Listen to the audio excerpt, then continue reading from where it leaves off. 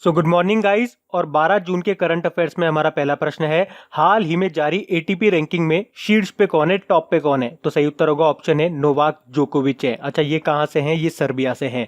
तो अभी ATP ranking जारी हुई है और उसमें एटीपी मतलब एसोसिएशन ऑफ टेनिस प्रोफेशनल्स, तो इसमें टॉप पे कौन रहे? नोवाक जोकोविच, जो कि सर्बिया से हैं। अच्छा, सेकंड पे रहे हैं राफेल नडाल, वो कहां से हैं? स्पेन से। तीसरे पे है रॉजर फेडरर, जो कि स्विट्जरलैंड के प्लेयर हैं। और फोर्थ नंबर पे डोमिनिक थिएम है, जो कि ऑस्ट्रिया के हैं। अच्छा देखो, अभी 2019 में अभी तक हमने 2 ग्रैंड स्लैम देख लिए हैं। जनवरी में हमने देखा था कौन सा? Australian open. और अभी 2-3 दिन पहले हमने देखा फ्रेंच ओपन। अगर ऑस्ट्रेलियन ओपन की बात करेंगे, किसने जीता था? नोवाक जोकोविच ने। किसको हराया था? राफेल नडाल को। फ्रेंच ओपन की बात करेंगे, किसने जीता? राफेल नडाल ने। किसको हराया है? डोमिनिक थिएम को हराया है। अच्छा देखो, फ्रेंच ओपन मैंने बोला, तो फ्रेंच ओपन से मैंने आपको बताया है किस कोर्ट पे ही खेला जाता है, तो क्ले कोर्ट पे। और ऑस्ट्रेलियन ओपन पूछूंगा तो हार्ड कोर्ट आंसर करना। अच्छा देखो, फ्रेंच ओपन में आपसे कल से बोल रहा हूं, इसके विनर के नाम याद कर लो, बहुत इंपॉर्टेंट है। आपको याद होगा अगर आप मेरे साथ शुरू से जुड़े हुए हो, मैंने आपको ऑस्ट्रेलियन ओपन के विनर्स के नाम भी याद कराए थे। तो फ्रेंच ओपन के भी नाम याद करा दूं क्या? अरे करा दूं क्या? बोलो मेरे साथ। तो फिर आपको मेरे साथ बोलना पड़ेगा। चलो, फ्रेंच ओपन के विनर का एक बार रिवीजन करते हैं। वुमेन सिंगल में किसने जीता? तो एशले बार्टी ने। किसने जीता? एशले बार्टी ने। ये ऑस्ट्रेलियन खिलाड़ी हैं और ये इनका पहला ग्रैंड स्लैम था। किसको हराया इन्होंने? मार्का वोंदरसोवा को। किसको? मार्का वोंदरसोवा को, जो कि चेक रिपब्लिक से हैं। मेन सिंगल का टाइटल किसने जीता? राफेल नडाल ने, जो कि स्पेन के खिलाड़ी हैं। किसको हराया? डोमिनिक थिएम को, जो कि ऑस्ट्रिया के खिलाड़ी हैं। अच्छा, मैंने कहा वुमेन सिंगल का किसने जीता? एशले बार्टी ने। तो इनकी एटीपी रैंक कितनी है? सेकंड नंबर पे है ये। और मेन सिंगल का किसने जीता? राफेल नडाल ने। और इनकी भी एटीपी रैंकिंग क्या है? एटीपी रैंकिंग में ये सेकंड नंबर पे है। तो आपको इसी तरह से ये नाम याद रखने हैं। अब जब भी मैं याद कराऊंगा तो मेरे साथ बोलना है। बढ़ते हैं अगले प्रश्न पे। तो अगला प्रश्न है, किस देश में 2021 से एकल उपयोग यानी कि सिंगल यूज प्लास्टिक पे प्रतिबंध लगा दिया जाएगा? तो सही उत्तर है ऑप्शन डी, कनाडा में। तो कनाडा के प्रधानमंत्री हैं जस्टिन ट्रूडो और उन्होंने घोषणा की है कि देश में 2021 से सिंगल यूज वाली प्लास्टिक पर प्रतिबंध लगा दिया जाएगा। सिंगल यूज प्लास्टिक क्या होती है भाई? तो जिसे आप एक बार इस्तेमाल करके फेंक नहीं देते हो, जैसे कि स्ट्रॉ हो गया, जैसे कि कटलेरीज हो गई, ये होती है सिंगल यूज प्लास्टिक, जिसे अब कनाडा में 2021 से बैन कर दिया जाएगा। अच्छा देखो, आप में से कौन मुझे बताता है दुनिया की पहली single use plastic free passenger flight कौन सी थी, यानी कि किस एयरलाइंस की थी? तो फिर आंसर होगा, ये मैं आपको पहले भी बहुत बार बता चुका हूं, हाई फ्लाई एयरलाइंस थी। अच्छा, अगर आपसे पूछा जाए ये हाई फ्लाई एयरलाइंस ये किस देश की है, तो ये पोर्तुगीज की है, जिसे आप हिंदी में कहते हो पुर्तगाल। अच्छा, बात कनाडा की हुई है तो ये रहा मैप में कनाडा। कैपिटल है ओटावा, करेंसी है कनेडियन डॉलर और इसके पीएम है जस्टिन ट्रूडो। अच्छा, याद रखना, जो आपका कनाडा है ना, क्षेत्रफल की दृष्टि से पूरी दुनिया का दूसरा सबसे बड़ा देश है। अच्छा देखो, यूएसए और कनाडा की बॉर्डर लाइन को क्या कहते हैं, ये एक बार एग्जाम में पूछा गया था, तो याद होना चाहिए क्या कहते हैं? 49 पैरेलल। और मैंने आपको कई बार बताया है, नॉर्थ कोरिया और साउथ कोरिया की जो बॉर्डर लाइन है उसे क्या कहते हैं? 38th पैरेलल कहते हैं। ये दोनों आप याद रखना। अच्छा, हमारे एक स्टूडेंट हैं आप ही में से, एक नाम है पंकज। उनका एक पेपर उन्होंने शेयर किया था, तो एक प्रश्न उसमें से ये था, किस देश की कोस्टल लाइन सबसे ज्यादा है, यानी कि तटीय रेखा सबसे ज्यादा है? तो आंसर क्या होगा? कनाडा ही होगा। अच्छा चलो, आपसे एक प्रश्न पूछता हूं, आप मुझे बताओ किस देश के $10 के नोट को 2018 का सर्वश्रेष्ठ बैंक नोट घोषित किया? अभी एक आध महीने पहले ही मैंने आपको बताया था, तो आंसर होगा कनाडा। बढ़ते हैं अगले प्रश्न पे। तो अगला प्रश्न है, हाल ही में आई 100 टॉप ब्रांड्स रिपोर्ट के अनुसार दुनिया का सबसे मूल्यवान ब्रांड कौन सा बन गया है? सही उत्तर होगा ऑप्शन है अमेजन। तो ग्लोबल मार्केट एजेंसी है कंटार, उसने जारी की है 100 टॉप ब्रांड्स रिपोर्ट। और इस रिपोर्ट में क्या बताया है कि जो अमेजन है ना, जो पहले सबसे मूल्यवान ब्रांड में तीसरे स्थान पर था, पर अब उसकी ब्रांड वैल्यू बढ़ गई है 52% से, और अब वो एप्पल और गूगल को पछाड़ते हुए पहले स्थान पे पहुंच गया है। तो ब्रांड वैल्यू के मामले में पहले स्थान पे आ गया अमेजन, दूसरे पे एप्पल और तीसरे पे हो गया कौन? गूगल। अच्छा, अमेजन के संस्थापक कौन है? Jeff Bezos. और मैंने आपको कई बार बताया, फोर्ब्स की रिपोर्ट आई थी, उसके अलावा हुरुन रिच लिस्ट आई थी, दोनों के अनुसार दुनिया के सबसे अमीर व्यक्ति कौन है? जेफ बेजोस है। अच्छा, इसके अलावा मैंने आपको बताया था, $1 ट्रिलियन को पार करने वाली दूसरी कंपनी कौन सी बन गई? अमेजन बन गई। पहली एप्पल थी। अच्छा, आप में से कौन मुझे बताएगा कि दुनिया की सबसे बड़ी नदी कौन सी है? तो अमेजन ही है, अमेजन नाम है उसका। कहाँ पर है? साउथ अमेरिका में पाई जाती है। अच्छा, दुनिया की सबसे लंबी नदी भी बता दो फिर। नील नदी है जो कि अफ्रीका में पाई जाती है। अच्छा देखो, यहीं पे मैं आपको एक और इंपॉर्टेंट पॉइंट बताता हूं। जो टीसीएस है, टाटा कंसल्टेंसी सर्विसेज, वो रिलायंस को पछाड़ करके मोस्ट वैल्यूएड फर्म बन गई है। मार्केट कैपिटल के आधार पे बता रहा हूं, क्योंकि पिछले महीने मैंने आपको बताया था जब रिलायंस टीसीएस को पछाड़ करके आगे बढ़ गई थी पहले स्थान पे, पर अब टीसीएस फिर से फर्स्ट स्थान पे आ गई है। मार्केट कैपिटल के बेसिस पे बता रहा हूं। पहले स्थान पे टीसीएस हो गई है, दूसरे पे रिलायंस है और तीसरे पे कौन? एचडीएफसी बैंक है। बढ़ते हैं अगले प्रश्न पे। अच्छा देखो, अगर आपको वीडियो अच्छा लग रहा है, अगर आप मुझे सपोर्ट करना चाहते हो और चाहते हो कि इस तरह से करंट अफेयर्स डेली आपको मिलते रहें, तो इसे लाइक और शेयर जरूर करना। अच्छा, मैं तो कहूँगा कि लाइक और शेयर अभी आप कर दो, लास्ट के भरोसे मत रहो, आप भूल जाओगे। इसे अभी आप लाइक शेयर कर दो। हम बढ़ते हैं अगले प्रश्न पे। तो हमारा अगला प्रश्न है, हाल ही में 17वीं लोकसभा के प्रोटेम स्पीकर कौन बने हैं? सही उत्तर होगा ऑप्शन है डॉक्टर वीरेंद्र कुमार। तो बीजेपी सांसद हैं डॉक्टर वीरेंद्र कुमार और ये 17वीं लोकसभा के प्रोटेम स्पीकर बन गए हैं। ये जो डॉक्टर वीरेंद्र कुमार है ना, ये मध्य प्रदेश के टीकमगढ़ निर्वाचन क्षेत्र का प्रतिनिधित्व करते हैं और इस बार वे टीकमगढ़ की सीट से जीत कर आए हैं। ये जो है ना, इस बार 7वीं बार सांसद बने हैं और पिछली नरेंद्र मोदी सरकार में ये डॉक्टर वीरेंद्र कुमार अल्पसंख्यक मामलों और महिला व बाल विकास मंत्रालय के राज्य मंत्री थे। तो अब प्रोटेम स्पीकर के रूप में वह लोकसभा के पहले बैठक की अध्यक्षता करेंगे और सांसदों को पद की शपथ भी दिलाएंगे। कौन? डॉक्टर वीरेंद्र कुमार। अच्छा, ऑप्शन बी क्या लिख रहा है? संदीप पाटिल। तो कौन है संदीप पाटिल? ट्रू कॉलर के भारत में मैनेजिंग डायरेक्टर हैं संदीप पाटिल। ऑप्शन सी क्या है? मनीष माहेश्वरी। तो ट्विटर इंडिया के मैनेजिंग डायरेक्टर हैं मनीष माहेश्वरी। अच्छा, यहां से एक पॉइंट में आपको लिंक याद कराता हूं, लिंक करके आपको याद है तो मेरे साथ बोलो। मनीष से याद आता है मनीषा कुलश्रेष्ठ। और क्या है ये? इनको मिला था बिहारी पुरस्कार। इनके किस उपन्यास के लिए? स्वप्न पास के लिए। और ये बिहारी पुरस्कार केवल राजस्थानियों को दिया जाता है, इससे पता चलता है मनीषा कुलश्रेष्ठ राजस्थानी है। अगला क्या दिख रहा है आपको? तिजनानी मोहम्मद बांदे, बड़ा इंपॉर्टेंट नाम है। यूनाइटेड नेशन जनरल असेंबली के 74th अध्यक्ष बने कौन? तिजनानी मोहम्मद बांदे। ये है कहां से? नाइजीरिया से हैं। बढ़ते हैं अगले प्रश्न पे। तो अगला प्रश्न है, हाल ही में भारत को G7 शिखर सम्मेलन आउटरीच सेशन के लिए निमंत्रण मिला है, इनविटेशन मिला है। आपको बताना है ये G7 समिट होगी कहाँ पे? तो सही उत्तर होगा ऑप्शन सी, फ्रांस में होगी। तो अगस्त 2019 में होने वाली है ये G7 समिट और उसमें भाग लेने के लिए भारत को मिल गया है इनविटेशन। और ये इनविटेशन भेजा किसने है? फ्रांस के राष्ट्रपति इमैनुअल मैक्रोन ने भेजा है और भारत ने इस इनविटेशन को एक्सेप्ट भी कर लिया है। और अब भारत इस G7 समिट में पार्टिसिपेट करेगा, जो कहाँ पे होगी? फ्रांस के बियारिट्ज में होगी। तो आपको इस प्रश्न से याद क्या रखना है कि इस बार जो G7 ग्रुप का 45th नंबर का समिट, याद रखना कौन सी समिट है ये? 45th 45वीं समिट है, जो कि होगी कहाँ पे? फ्रांस के बियारिट्ज में होगी। अच्छा, G7 की बात करेंगे, ये 7 देशों का समूह है। मैंने अभी आपको बोला कौन कौन से 7 देश? Canada, France, Germany, UK, US, Italy और जापान। अच्छा, फ्रांस में होगी ना, तो ये रहा मैप में फ्रांस। फ्रांस की कैपिटल क्या है? पेरिस है। अच्छा, पेरिस से याद आता है यूनेस्को का हेडक्वार्टर कहाँ पर है? पेरिस, फ्रांस में ही है। यूनेस्को मतलब United Nation Educational Scientific and Cultural Organisation. उसके अलावा OECD यानी कि Organisation for Economic Cooperation and Development का हेडक्वार्टर भी कहाँ पर है? पेरिस, फ्रांस में ही है। OECD से कुछ याद आ रहा है आपको? अभी इसने मई के लास्ट में ही भारत की ग्रोथ रेट का अनुमान लगाया था। तो इसने बताया था फाइनेंशियल ईयर 20 में जो हमारी ग्रोथ रेट रहेगी 7.25% रहेगी और फाइनेंशियल ईयर 21 में ग्रोथ रेट 7.5 रहने का अनुमान लगाया था। अच्छा देखो, आप मुझे बताओ 2020 में जो पेरिस बुक फेयर होगा ना, उसमें गेस्ट कंट्री कौन होगा? तो हम होंगे, हमारा भारत होगा। अच्छा, भारत एक और जगह गेस्ट कंट्री था अभी अप्रैल के लास्ट में, बता सकते हो कहाँ पे?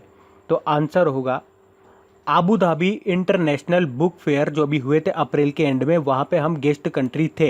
इसके अलावा 2022 में नई दिल्ली में जो वर्ल्ड बुक फेयर होगा ना, उसमें गेस्ट कंट्री कौन होगा? तो याद रखना फ्रांस होगा। इसके अलावा आपको बता दूं, अभी वरुण 19.1 संयुक्त नौसेना अभ्यास और 19.2 संयुक्त नौसेना अभ्यास अभी पिछले महीने ही हुआ था। 19.1 तो हुआ था गोवा में, 19.2 हुआ था अफ्रीकन देश जिबूती में।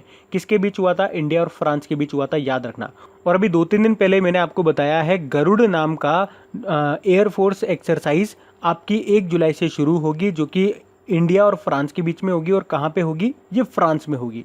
इसके अलावा याद रखना, अच्छा 2020 के ओलंपिक कहाँ पे होंगे? टोक्यो जापान में होंगे। तो फिर आप मुझे बताओ 2024 के कहाँ पे होंगे? तो याद रखना पेरिस में होंगे। इसके अलावा जो आपकी फ्रांस और जर्मनी के बीच ये बॉर्डर लाइन है ना, उसका एग्जाम में पूछा गया था, क्या कहते हैं उसको? तो उसको कहते हैं मैगिनॉट लाइन। बढ़ते हैं अगले प्रश्न पे। तो अगला प्रश्न है, हाल ही में किसे अंतरिम सीवीसी नियुक्त किया गया है? सही उत्तर होगा ऑप्शन बी, शरद कुमार को। तो सीवीसी मतलब सेंट्रल विजिलेंस कमीशन, हिंदी में बोलेंगे तो केंद्रीय सतर्कता आयोग।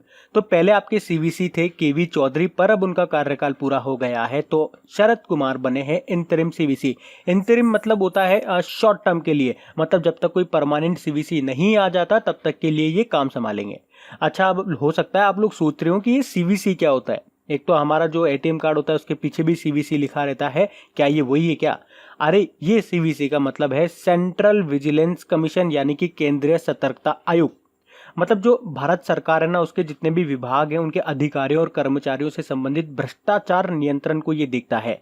इसकी स्थापना हुई थी 1964 में, और इस आयोग का गठन की सिफारिश की किसने थी? संथानम समिति ने की थी इसकी सिफारिश, जिसे भ्रष्टाचार रोकने से संबंधित सुझाव देने के लिए गठित किया गया था। हेडक्वार्टर इसका नई दिल्ली में है ही सही। अच्छा, ऑप्शन ए क्या है? मोहना सिंह। तो हॉक एडवांस्ड जेट एयरक्राफ्ट उड़ाने वाली पहली महिला फाइटर पायलट बनी कौन? मोहना सिंह। ऑप्शन आपको सी क्या दिख रहा है? भावना कांत। भारत की पहली महिला ऑपरेशनल फाइटर पायलट बनी कौन? भावना कांत। ऑप्शन डी क्या दिख रहा है? नम्रता मेनन। तो योग को बढ़ावा देने के लिए नम्रता मेनन को ब्रांड एम्बेसडर बनाया किसका? गोवा का। अच्छा, योग दिवस अभी कब आएगा बताओ? 21 जून को मनाएंगे हम योग दिवस। बढ़ते अगले प्रश्न पे। तो हमारा अगला प्रश्न है, हाल ही में अजीत कुमार ने किस बैंक के बोर्ड से इस्तीफा दे दिया है? तो सही उत्तर होगा ऑप्शन बी, यस बैंक के। तो अभी हाल ही में अजीत कुमार, जो कि यस बैंक के पूर्व इंटरिम मैनेजिंग डायरेक्टर थे, उन्होंने अभी बैंक बोर्ड से इस्तीफा दे दिया है। अच्छा देखो, अगर आप डेली हमारा करंट अफेयर्स का वीडियो देखते होंगे ना, तो आपको पता होगा मैंने इस साल के स्टार्टिंग में आपको बताया था, जब राणा कपूर जी रिटायर्ड हो गए थे और रवनीत गिल ने अपना कार्य नहीं संभाला था ना, तब ये अजीत कुमार ही थे जो यस बैंक के इंटरिम मैनेजिंग डायरेक्टर और सीईओ बने थे, एमडी सीईओ बने थे। याद है आपको? मैंने आपको बताया था। अच्छा देखो, इसके अलावा मैं आपको एक और पॉइंट यहाँ पे बताता हूँ यस बैंक से रिलेटेड। अभी यस बैंक ने महाराष्ट्र में वन उपज के लिए ई नीलामी का आयोजन किया है। अब इस ई नीलामी का आयोजन किया है वन उपज, इसका मतलब क्या हो गया? तो वन उपज मतलब हो गया वनों से जो चीजें आती है, जो वस्तुएं आती है, जैसे कि औषधियां हो गई जो वनों से आती है, जो जड़ी बूटियां आती है, लोग आदिवासी किसान लेकर के आते हैं, तो उनको ऑनलाइन बेचा जा सकेगा, ताकि जो आदिवासी या जो भी किसान जो भी वो लेकर के आता है चीज, वो जो भी बेच रहा है उसे उसका सही दाम मिल सके। अच्छा, बात हुई है यस बैंक की, तो इसके बारे में जान लो। इसकी स्थापना हुई थी 2004 में, हेडक्वार्टर है मुंबई में, और अब इसके एमडी सीईओ कौन बन गए हैं? रवनीत गिल बन गए हैं। ये अभी नया अपॉइंटमेंट है, याद रखना, मार्च के आसपास का ये। अच्छा, इसका टैगलाइन क्या है? एक्सपीरियंस अवर एक्सपर्टाइज। बढ़ते हैं अगले प्रश्न पे। तो अगला प्रश्न है, हाल ही में उपराष्ट्रपति कौन है? एम वेंकैया नायडू जी के सचिव के रूप में किसे बने रहने की मंजूरी मिल गई है? सही उत्तर होगा ऑप्शन ए, IV सुब्बाराव। तो अभी हाल ही में मंत्रिमंडल की नियुक्ति समिति ने उपराष्ट्रपति एम वेंकैया नायडू जी के सचिव के रूप में IV सुब्बाराव के बने रहने की मंजूरी दे दी है। मतलब पहले भी यही थे और अब आगे भी यही रहेंगे। अच्छा, SSC CGL 2017 में एक प्रश्न आया था कि उपराष्ट्रपति बनने की मिनिमम उम्र कितनी होती है? तो याद रखना 35 साल होती है, 35 ईयर्स होती है। अच्छा, अभी हमारे वाइस प्रेसिडेंट कौन है? एम वेंकैया नायडू जी हैं। पूछे कौन से नंबर के हैं? तो 13वें नंबर के हैं। ऑप्शन बी क्या है? मृत्युंजय महापात्रा। 2-3 दिन पहले ही मैंने आपको बताया था, मौसम विज्ञान विभाग के अध्यक्ष यानी कि इंडियन मेटेरोलॉजिकल डिपार्टमेंट के अध्यक्ष बने मृत्युंजय महापात्रा, और इन्हीं को साइक्लोन मैन ऑफ इंडिया के नाम से भी जाना जाता है। ऑप्शन सी क्या है? एंटोन आदित्य। तो बैडमिंटन एशिया के अध्यक्ष बने कौन? एंटोन आदित्य। ऑप्शन डी क्या है? इगोर स्टिमेक। तो भारतीय फुटबॉल टीम के कोच बने कौन? इगोर स्टिमेक। मैंने इसको याद भी कराया था, गौर से हम फुटबॉल का मैच देखते हैं तो ऐसे अपन ने याद करा था। अच्छा, ये है कहां से? तो ये क्रोएशिया से है। क्रोएशिया से कुछ याद आया आपको? क्रोएशिया हार गया था किससे, फ्रांस से। किसमें, फीफा वर्ल्ड कप 2018 में जो रशिया में हुआ था उसमें फ्रांस जीत गया था, क्रोएशिया हार गया था। अच्छा, फीफा 2022 कहाँ पे होंगे, कतर में होंगे। और अभी आपको पता होगा 2-4 दिन पहले अपन ने पढ़ा था फीफा वुमेन्स वर्ल्ड कप कहाँ पे शुरू हुआ है। अभी ये 7 जून से शुरू हुआ है, 7 जुलाई तक चलेगा, फ्रांस में। बढ़ते आगे। तो अगला प्रश्न है, हाल ही में किसकी रिपोर्ट के अनुसार स्वच्छ भारत अभियान से भूजल प्रदूषण यानी कि ग्राउंड वाटर पॉल्यूशन में कमी आई है। तो सही उत्तर होगा ऑप्शन सी, यूनिसेफ की रिपोर्ट के अनुसार। तो यूनिसेफ ने स्वच्छ भारत मिशन का पानी, मिट्टी और खाद्य पर पर्यावरणीय प्रभाव के नाम से एक रिपोर्ट जारी की थी और उसमें बताया था कि स्वच्छ भारत अभियान जो भारत में शुरू हुआ है ना, उससे भूजल प्रदूषण यानी कि अंडरग्राउंड वाटर के पोल्यूशन में कमी आई है। अच्छा, यूनिसेफ मतलब United nation international children emergency fund, headquarter इसका न्यूयॉर्क में है। अच्छा, एक प्रश्न मैं आपसे पूछूं तो आप मुझे बताओ अब तक की सबसे कम उम्र की यूनिसेफ सद्भावना राजदूत, गुडविल एम्बेसडर कौन बनी है। तो आंसर होगा बॉबी ब्राउन बनी है, ये ब्रिटिश अभिनेत्री है। अच्छा, मैंने आपको ये पॉइंट बताया था दिसंबर या नवंबर में और कई बार रिपीट भी किया है, तो आपको याद होना चाहिए। अच्छा, फिर एक और प्रश्न का जवाब आप मुझे दो कि यूनिसेफ ने भारत के पूर्वोत्तर राज्यों के लिए किसे यूथ एडवोकेट बनाया है। तो आंसर होगा नाहिद अफरीन को, ये गायिका हैं। बढ़ते हैं अगले प्रश्न पे। तो अगला प्रश्न है, हाल ही में किस कंपनी ने दक्षिण अफ्रीका में गोल्ड अवार्ड जीता है। तो सही उत्तर होगा ऑप्शन डी, महिंद्रा में। तो भारत की ऑटोमोबाइल कंपनी है महिंद्रा, जिसकी साउथ अफ्रीका में भी ब्रांचेस खोल रखी है। और वहां पे एक्चुअली 29 व्हीकल ब्रांड के बीच में एक सर्वे हुआ था, तो उस सर्वे में महिंद्रा को बहुत अच्छी रेटिंग मिली है और वहां पे जितने भी डीलर्स है ना, उसमें भी काफी सेटिस्फैक्टरी रिजल्ट मिले हैं महिंद्रा को, और इसीलिए महिंद्रा कंपनी ने जीता है साउथ अफ्रीका का गोल्डन अवार्ड। अच्छा, यहाँ पे क्या लिखा हुआ है, अशोक लेलैंड। तो याद रखना, अभी कुछ समय पहले ही अशोक लेलैंड ने सूर्योदय स्मॉल फाइनेंस बैंक के साथ वाहन ऋण सुविधा के लिए समझौता किया था। अच्छा देखो, यहाँ बात हुई है साउथ अफ्रीका की, तो ये रहा मैप में साउथ अफ्रीका। कैपिटल क्या है, कैपेटाउन इसकी लेजिस्लेटिव देखो इसकी एक्चुअल में 3 कैपिटल है, कैपेटाउन है, प्रिटोरिया है और ब्लमफोंटेन है, ये आप याद रखना। अच्छा, अगर बात करें क्षेत्रफल की दृष्टि से, ये अफ्रीका का देश है, तो ये रहा मैप में साउथ अफ्रीका। साउथ अफ्रीका एक अफ्रीका कॉन्टिनेंट का देश है। कैपिटल क्या है, कैपेटाउन है, जो कि इसकी लेजिस्लेटिव कैपिटल। देखो इसकी एक्चुअली में 3 कैपिटल है, कैपेटाउन, प्रिटोरिया और ब्लमफोंटेन। अच्छा, मैंने क्या कहा, साउथ अफ्रीका अफ्रीका महाद्वीप का एक देश है और अफ्रीका से याद रखना ये क्षेत्रफल की दृष्टि से दूसरे नंबर पे आता है अफ्रीका। पर अगर बात करेंगे ना किसी भी महाद्वीप में सबसे ज्यादा देश किस में पाए जाते हैं, तो आंसर होगा अफ्रीका में। टोटल लगभग 54 कंट्रीज है इसके अंदर। करेंसी की बात करेंगे इसकी साउथ अफ्रीका की, तो साउथ अफ्रीकन रैंड है। प्रेसिडेंट कौन है, सिरिल रामाफोसा है। आपको पता होगा अभी हमारा गणतंत्र दिवस 70वां अपन ने रिपब्लिक डे मनाया 2019 में, उसमें चीफ गेस्ट थे ये सिरिल रामाफोसा, याद है आपको। अच्छा, फिर आप मुझे बताओ तो जरा, विश्व की सबसे लंबी नदी कौन सी है। तो आंसर होगा नील। ये शायद पिछले वाले क्वेश्चन में भी मैंने आपसे पूछा था, साउथ अफ्रीका महाद्वीप की ही एक नदी है। अच्छा, दूसरी सबसे लंबी नदी कौन सी है। जो दूसरी सबसे लंबी नदी है ना, वो आपकी विश्व की वॉल्यूम के आधार पे सबसे बड़ी नदी भी है, वॉल्यूम यानी कि आयतन के आधार पे। कौन सी है, अमेजन है, जो कि साउथ अमेरिका में पाई जाती है।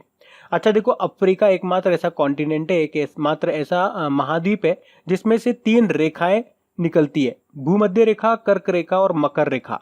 इंग्लिश में बोलेंगे तो इक्वेटर, ट्रॉपिक ऑफ कैंसर और ट्रॉपिक ऑफ कैप्रिकॉर्न।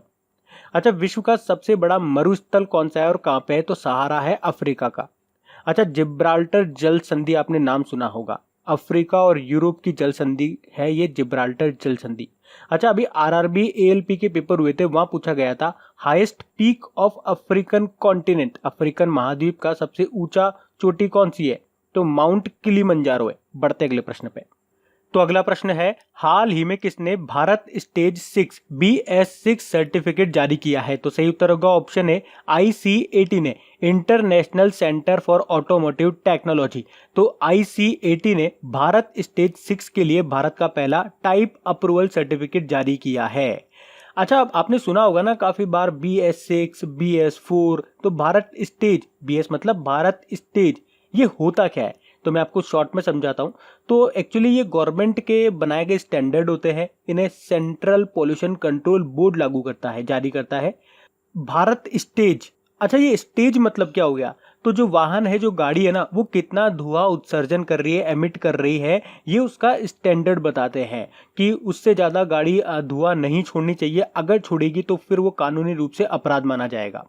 अभी तक BS4 चल रहा है, अब आ जाएगा BS6। हाँ, 5 नहीं आएगा, डायरेक्ट BS6 आएगा 2020 से। अच्छा, अब ये BS4 BS6, इसमें ये 4 और 6 का क्या मतलब है, ये समझ में नहीं आता होगा ना। तो जैसे कि आप ऐसे समझो, BS4 में आपकी गाड़ी 1 किलोमीटर चलती है और उस 1 किलोमीटर चलने में वो 1 ग्राम धुआं छोड़ती है, तो इतना अलाउ है। उससे ज़्यादा छोड़ेगी फिर वो कानूनी रूप से अपराध, हमने बोल दिया। लेकिन अब जब BS6 आ जाएगा ना, तो फिर रूल क्या कहेगा, आपकी गाड़ी 1 किलोमीटर चलने में 1 ग्राम से भी कम धुआं छोड़ना चाहिए। बात समझ में आ रही है? जैसे जैसे अपन ऊपर बढ़ते जा रहे हैं, 6 फिर 7 8, उसी तरह से फिर ये एमिशन, ये जो उत्सर्जन है वो भी कम होता जाएगा, मतलब कम छोड़ना चाहिए फिर आपकी घोड़ी। बात समझ में आ रही है? तो क्वेश्चन यही है। ICAT यानी कि international centre for automotive technology ने 2 व्हीलर सेगमेंट के लिए भारत का पहला सर्टिफिकेट जारी कर दिया है। अच्छा देखो, मैं आपको यहाँ पे चलो ये भी बता देता हूँ ये सर्टिफिकेट मिला किसको। तो सबसे पहला ये सर्टिफिकेट मिला है आपकी हीरो की कंपनी को। हीरो की जो स्प्लेंडर आती है ना, आई स्मार्ट, वो पहली 2 व्हीलर बन गई है BS6 सर्टिफिकेट पाने वाली। अच्छा, ICAT के डायरेक्टर कौन है? दिनेश त्यागी हैं, हेडक्वार्टर गुरुग्राम में है इसका। बढ़ते हैं अगले प्रश्न पे। तो अगला प्रश्न है, हाल ही में वी जानकी रमन का निधन हो गया है, आपको बताना है ये किस राज्य के पूर्व मुख्यमंत्री थे। सही उत्तर होगा ऑप्शन है पुडुचेरी के। तो पुडुचेरी के पूर्व मुख्यमंत्री रह चुके हैं कौन? वी जानकी रमन, और इनका भी हाल ही में निधन हो गया है। अच्छा, बात हुई है पुडुचेरी की, तो ये रहा पुडुचेरी। एक्चुअली में पुडुचेरी में 4 डिस्ट्रिक्ट आते हैं, उसमें से एक है पौंडीचेरी और यही इसकी कैपिटल है। इसके अलावा एक डिस्ट्रिक्ट है माहे। अच्छा, माहे की खास बात यह है, मैंने आपको वैसे कई बार बताया है, भारत का, पूरे भारत का बात करेंगे, सबसे छोटा डिस्ट्रिक्ट, सबसे छोटा जिला क्षेत्रफल की दृष्टि से कौन सा है? माहे। अच्छा, ये सबसे छोटा है तो आप मुझे बता दो, मैं आपको कई बार बता चुका हूं, क्षेत्रफल की दृष्टि से भारत का सबसे बड़ा जिला कौन सा है? कच्छ है, गुजरात का। अच्छा, इसके मुख्यमंत्री कौन है? वी नारायण स्वामी है, और इसके लेफ्टिनेंट गवर्नर कौन है? किरण बेदी है। याद रखना, पहली फीमेल IPS ऑफिसर है आपकी किरण बेदी। अच्छा, अभी RPF की परीक्षा हुई थी, वहां पूछा गया था पुडुचेरी का हाईकोर्ट कहां पर है। तो मैं आपको बता दूं, पुडुचेरी के पास कोई हाईकोर्ट नहीं है। जो चेन्नई हाईकोर्ट है ना, मद्रास हाईकोर्ट, वही इसके मामले देखता है। अब हम बात करेंगे कल के वीडियो में पूछे गए प्रश्न के उत्तर की। तो कल के वीडियो में आपसे प्रश्न पूछा था, हाल ही में फ्रेंच ओपन में महिला एकल का खिताब, वुमेन सिंगल का टाइटल किसने जीता। तो सही उत्तर था ऑप्शन है एशले बार्टी ने। अच्छा, ये एशले बार्टी कहाँ से है? ये ऑस्ट्रेलियन प्लेयर है और ये इनका पहला ग्रैंड स्लैम था। अच्छा, इन्होंने जीता और किसको हराया? मार्का वोंदरसोवा को, और ये कहाँ से हैं? चेक रिपब्लिक से हैं। ये सारे की सारी डिटेल आपने इसमें लिखी थी। अच्छा, बहुत सौ ने तो ये भी लिखा था, क्योंकि मैंने कल ही पढ़ाया था फ्रेंच ओपन, पहले तो ये किस कोर्ट में होता है, क्ले कोर्ट भी आप लोगों ने लिखा, साथ में मेन सिंगल का टाइटल किसने जीता ये भी लिखा। किसने जीता? राफेल नडाल ने, जो कि स्पेन के प्लेयर हैं। किसको हराया? डोमिनिक थीम को, जो कि कहां से हैं? ऑस्ट्रिया से हैं। ये आपने लिखा, ये बहुत अच्छी बात है। आप देखना, अगर इसी तरह से बात मानते रहोगे, बोलते रहोगे ना, तो ये 2-4 दिन में हम इसको रट के फेंक देंगे ओपन को। अच्छा, पजल सॉल्व कर लें अब। अच्छा, जो इसे पहली बार देख रहे हैं उन्हें बता दूं, अभी आपके सामने एक स्लाइड आएगी जिसमें आज के कुछ इंपॉर्टेंट क्वेश्चन होंगे, कुछ पुराने डेज के इंपॉर्टेंट क्वेश्चन होंगे। आपको क्या करना है? वीडियो को पॉज करना है, वीडियो को रोकना है, उन क्वेश्चन को खुद से सॉल्व करना है। खुद से सॉल्व करने के बाद वीडियो को फिर से ऑन करना है, फिर मैं आपको उनको सॉल्व कराऊंगा और आपको चेक करना है जो आपने क्वेश्चन करे हैं वो सारे सही है या कहीं कुछ गड़बड़ है। तो ये रहे पजल के क्वेश्चन आपके सामने। वीडियो को पॉज करो और इसे सॉल्व करो। तो उम्मीद करूंगा आपने वीडियो को पॉज करके इसको सॉल्व कर लिया होगा। अब मैं आपको इनको सॉल्व कराता हूं, पर यहाँ पे नहीं, पजल वाले वीडियो में, वहां पे आराम से इसको मैं सबको सॉल्व कराऊंगा। अच्छा गुरुजी, ये पजल का वीडियो कहाँ पर है, अब वो कहाँ मिलेगा, कहाँ जाना होगा? अरे आपको कहीं जाने की जरूरत नहीं है, आपको सब बैठे बिठाए मिलने वाला है। आप देखेंगे यहाँ कॉर्नर पे एक छोटा सा वीडियो आपके सामने आएगा। जैसे ही अभी वो आएगा, अभी आ जाएगा, उसको आपको क्लिक करना है, डायरेक्ट आप वहां पे पहुंच जाओगे। अभी वो आ जाएगा। वो आए उससे पहले मैं आप लोगों से कह दूं, एक बार चेक कर लो, आपने इस वीडियो को लाइक और शेयर जरूर कर दिया हो, आप भूले नहीं हो। और अगर आपको जो आज का हमारा प्रश्न है, अगर ये आता है तो इसका आंसर आप कमेंट बॉक्स में टाइप जरूर करें। अब आपका यहाँ पे पजल का वीडियो दिख गया होगा, आप उस पर क्लिक करके जा सकते हो। लाइक और शेयर करना मत भूलना, फिर से कह रहा हूं। चलो मिलते हैं पजल वाले वीडियो पे।